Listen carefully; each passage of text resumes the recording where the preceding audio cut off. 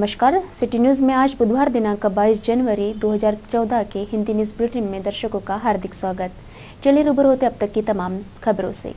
Bulletin की शुरुआत करेंगे जीने की राह के तहत इस सुविचार माला से।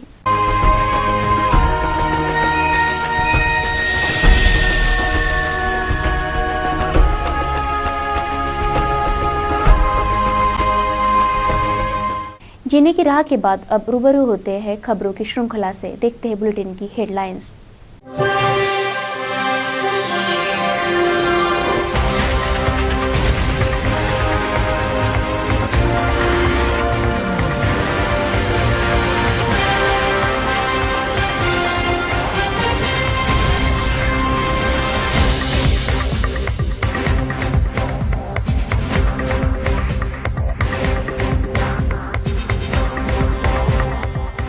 आपने देखी बुलेटिन की हेडलाइंस, अब देखते हैं संपूर्ण समाचार विस्तार से।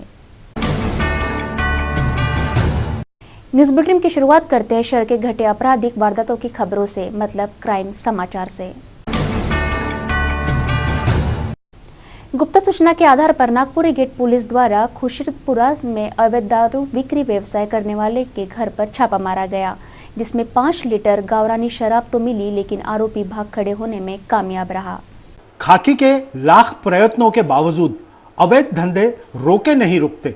गावरानी दारू, गांजा, वर्ली और अवैध धंधे वाले नित नई तरकीबें निकालकर अपने व्यवसाय को अंजाम देते हैं। दिनांक 21 जनवरी मंगलवार को गुप्त माहिती के आधार पर नागपुरी गेट के पीएसआई शीतल निमजे द्वारा दल बल सहित खुर्शीदपुरा निवासी अब्दुल शेख महबूब शेख गफूर के घर छापा डालकर 5 लीटर गावरानी दारू कीमत अंदाजन 340 रुपये जब्त की गई। छापे दरमियान आरोपी अब्दुल शेख महबूब भागने में सफल रहा। नागपुरी गेट पुलिस स्टेशन द्वारा मर्ग दाखिल किया गया है। इरविन चौक में एक्टिवा क्रमांक MH27N72 की ठोस लगने से मंगरूल चवाला निवासी 65 वर्षीय वृद्ध पंजाबराव लक्ष्मणराव कालबांडे की उपचार दरमियान मौत हो गई। कोतवाली पुलिस द्वारा मर्ग दाखिल करते आरोपी कुमारी रुचा सुशील माडीवाले पर उचित कानूनी कार्रवाई की गई। आमतौर पर माँ बाप अपने लाडलों को कॉलेज आने जाने दुपहिया वाहन तो उपलब्ध करवा देते हैं, लेकिन परिवहन विभाग द्वारा प्रस्थापित नियमों की जानकारी नहीं देते और न ही लाइसेंस संबंधी प्रक्रिया पूर्ण करते हैं। लेकिन जब दुर्घटना घटित होती है तब इनके सरों पर आफतों के पहाड़ टूट पड़ते हैं।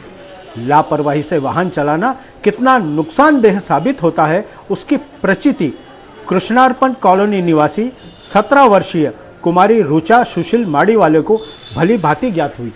घटना की हकीकत अनुसार कुमारी रुचा माडीवाले की एक्टिवा क्रमांक MH27N72 से इरविन चौक में ठीक दवाखाने के सामने सुबह 11 बजे के करीब मंगरूल दस्तगर निवासी 65 वर्षीय राहगीर पंजाबराव लक्ष्मणराव कालबांडे को ठोस लगी।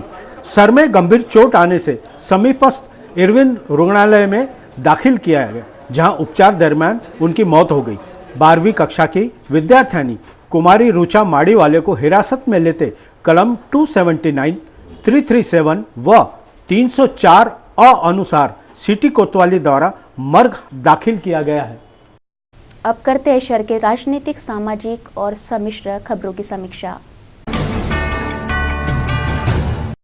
गांधी चौक से अंबादेवी मार्ग पर बनी पुलिया इन दिनों यातायात व्यवस्था के लिए सिरदर्द साबित हो रही है।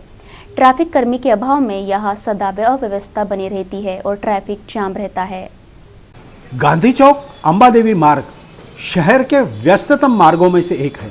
मंदिर जाने वाले, शाला कॉलेज जाने वाले, HVPM के विद्यार्थी, अव्वल मंजिल के यात्री संग सामान्य राहगीरों और वाहनों से मार्ग सदा भरा पूरा रहता है।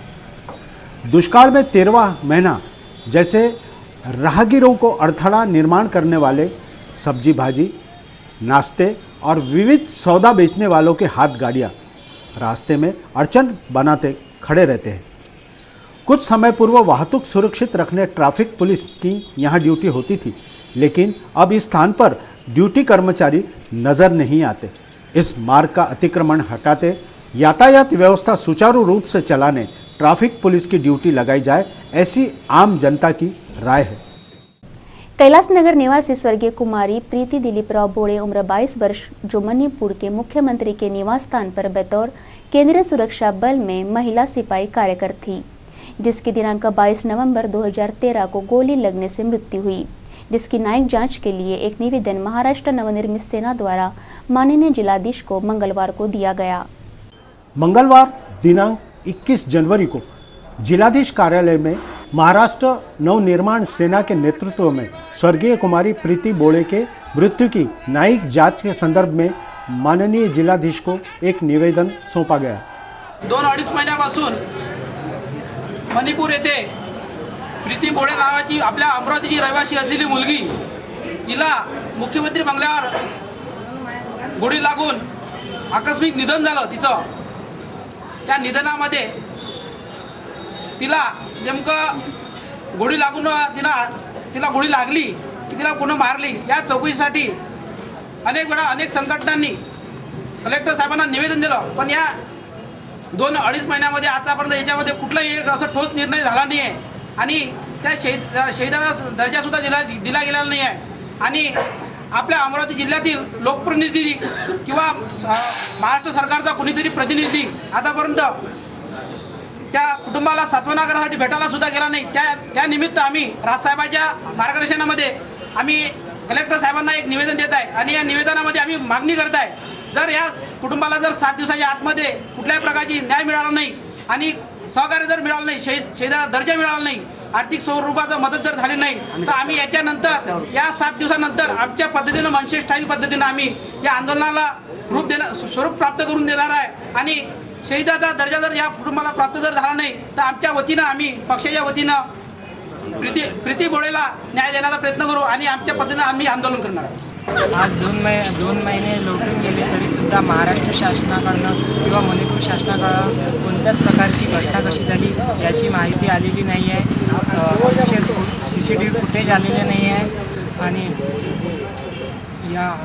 तिला न्याय मिळालेला नाही आहे आणि घटना कशी झाली याची आणखी माहिती आम्हाला नाही आहे। 2 महिन्यापासून आम्ही मुख्यमंत्र्यापर्यंत जाऊन आलो, कलेक्टर ऑफिसमध्ये दररोज नेहमीच सर्व संघटनांसोबत येतो, तरीसुद्धा आतापर्यंत कलेक्टरांनी आम्हाला काही किंवा आश्वासन दिले नाही किंवा आमचं समाधान होईल असं कोणतंच उत्तर कलेक्टरांनी नाही दिलेलं आहे। ते म्हणतात की निवेदन दिलेलं आहे गृहमंत्र्यांना आणि त्यांच्याकडनं जसं कळेल तसं आम्ही कळवतोच, पण 2 महिन्याचा कालावधी लोटून गेला तरीसुद्धा यावर काही उत्तर त्यांनी दिलेलं नाही आहे। महानगर स्थित कैंप विभाग के चमन शाहवली क्षेत्र में नाले के किनारे विगत 40 वर्ष से कुछ निवासी स्थायी हुए हैं। उनका अतिक्रमण हटाने संबंधित विभाग द्वारा नोटिस बजाई गई है। उन्हें यथावत कायम रखने आमदार संजय बंड शिवसेना के नेतृत्व में एक ज्ञापन जिलाधीश को सौंपा गया। चिलम शाहवली नाले के किनारे वृंदावन कॉलोनी कैंप निवासियों को अतिक्रमित भूमि रिक्त करने संबंधित विभाग ने नोटिस जारी किए हैं। आर्थिक रूप से कमकुवत इन लोगों को अपने स्थान से न हटाया जाए, इस आशय का एक ज्ञापन आमदार संजय बंड जिला प्रमुख शिवसेना अमरावती के नेतृत्व में माननीय जिलाधिकारी को मंगलवार को सौंपा गया। तपोवन प्रभागामध्ये येणाऱ्या चिलम छावणी परिसरातील नाल्याच्या काठावरील आणि कृषी विभागाची जागा सोडून त्या ठिकाणी शीट क्रमांक 7 प्लॉट क्रमांक 2 आणि 4 या भागातील 81 लोकांना घरं खाली करण्याची नोटीस नजूल विभागानं जिल्हाधिकाऱ्यांना दिलेली आहे। त्याच्या विरोधात आज तिथल्या लहान मुलं बाळासह परिवारासह सर्वांनी कुठलाही स्वयंपाक वगैरे न करता या ठिकाणी आज आंदोलनाच्या निमित्तानं या ठिकाणी मोर्चा घेऊन आले होते। मागणी एकच आहे की त्या ठिकाणी गेल्या 30 ते 35 वर्षापासून ते सर्व रहिवासी राहतात। त्या सर्व रहिवाशांनी शासनाच्या जेवढ्या योजना असतील, ration card, BPL card, Rajiv Gandhi जीवनदायी योजनेचं कार्ड, मतदार यादीमध्ये नाव, पाण्याचं, शौचालयाचं किंवा टेलिफोन, केंद्र सरकारच्या योजना, केबलची सुविधा, सर्व प्रकारच्या योजना तिथं शासनाने यापूर्वीच राबवलेल्या आहे। परंतु एकाएकी त्यांना 15 तारखेला नोटीस दिली की तुम्ही 1 महिन्याच्या आत हे सर्व घरं खाली करा। सर्व हातमजुरी करणारे, रोजच्या रोज कमावणारे, रोजचा रोज उदरनिर्वाह करणारे सर्व मंडळी आहे, ते त्या ठिकाणी घरं खाली करतील तर शासनाची जबाबदारी आहे त्यांना पुनर्वसनासाठी कुठं द्यावं। परंतु आमचा विषय तो पुनर्वसनाचा बिलकुल नाही आहे। ज्या जागेवर आहेत ते 1995च्या JR प्रमाणे 2000च्या JR प्रमाणे तिथेच कायम होऊ शकतात। त्यांना तशा पूर्वी अतिक्रमण केल्या म्हणून शासनाच्या नोटीससुद्धा गेलेल्या होत्या।